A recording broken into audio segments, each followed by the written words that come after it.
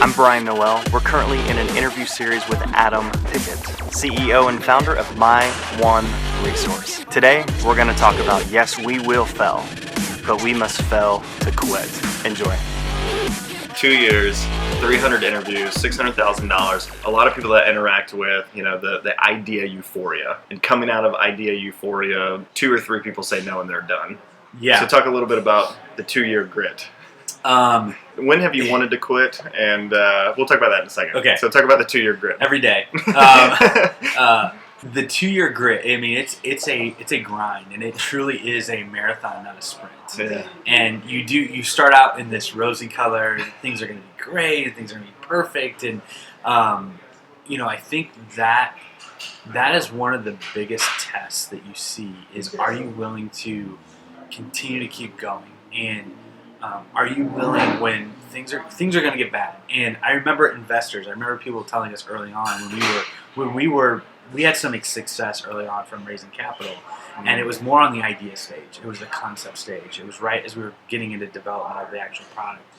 And I remember people saying, like, "Okay, you're going to hit some roadblocks," and you're like, "Yeah, okay, we're doing good. Like, we got money in the bank. We're fine." And then those roadblocks come, and you're like, "Holy."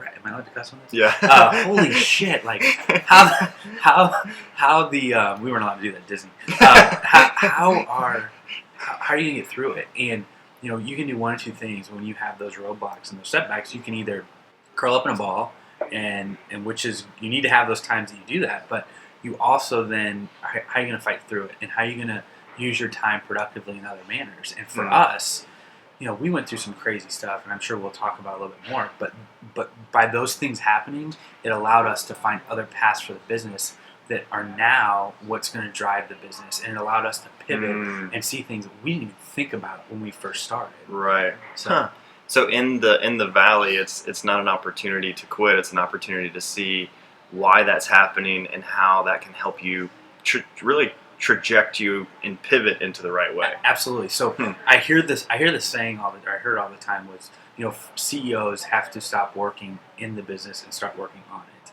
And I was so head down in the business. When we went through our first setback, it allowed me to step back and start networking. And part of that networking was about a year ago, about 14 months ago, I just went out, and one of the first places we went to was 1 Million Cups. Okay. Yeah. Where I met Ron. And Ron has been a huge advocate for me, and it allowed me, stepping out just here in Orlando, then to see this entrepreneurial ecosystem that's here in Orlando, and make those connections, not just through this community, but then making connections other places, meeting you. So that whole, now I say this with extreme humility, but there's not many people I could not get connected with in Orlando without a couple of phone calls or without one phone call. And that's just all been to the networking side of it. Our product was also then only focused on direct-to-consumer, on individual consumers. Now what's really emerging even stronger than that is the business-to-business channel. So just pivoting and not, okay, yeah, you're hitting a wall over here. You can either try to knock that wall down, or you can find another way around it and keep going. So. Okay, so let me see if I can articulate that, because that's pretty incredible. So you have an idea, you get a little bit of money, and then head down in the closet, you're going to bring it to the market. And you think you have it, you're going to bring it, and then once you enter into the market, everyone's going to... 5 years from now, I'm going to be retired. we have our $500 million or $1 billion exit. And then through some of the difficulties allowed you to go, it's about people, it's about relationships. Yep. And those relationships have carried you out of some of those difficult times. Absolutely. Not just from a connection standpoint to other business contacts in the community, but also from a support system too.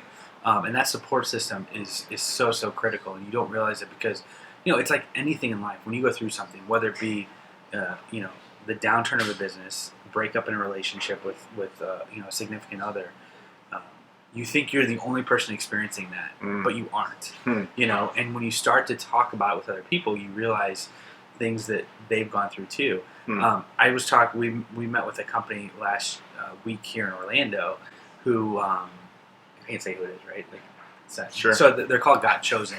I'm plugging everybody right now. So they're called Got Chosen, and they've been around for like 3 years. And they're it's basically kind of an off-the-grid social media where your information isn't tracked. But I'm sitting there talking to them, and they've raised a lot more capital than we have. They've been around for 3 years. They're just now going to beta, and you realize, like everyone goes through stupid stuff. Everyone goes through things. It's just a matter of, are you going to quit or are you going to not? One of the things I've been doing some research on lately is looking at all the great industrialists back in the 1800s. So everyone from Vanderbilt to Carnegie to Rockefeller to J.P. Morgan, Edison, and they all experienced failure. Edison said he was going to light up a square block of New York City in 1 year, and it took him 2 years longer to do it. Carnegie, when he built his first bridge out of steel that led him into the steel industry in St. Louis, it took him like 3 or 4 more years than what he originally anticipated. It was way over budget. So all these guys, Rockefeller was dead broke and put everything into the Standard Oil. So everyone experiences these things. We put too much emphasis on the $1 billion exit, but you don't see the story that went into it beforehand. You don't see the challenges. We don't talk about those as much, but every one of those companies went through it. And they got chosen last week. They said, they told me, they go, it's taken us 1 year to do what Facebook did in 7. And that's something you don't think about. Yeah. So you gotta celebrate the challenges. One of my mantras lately is failing to quit. What I love to say is that. Failing to quit. Like, are you gonna? I failed to quit. Like, I'm gonna fail. I'm gonna continue to fail, but I'm not gonna quit with it. So.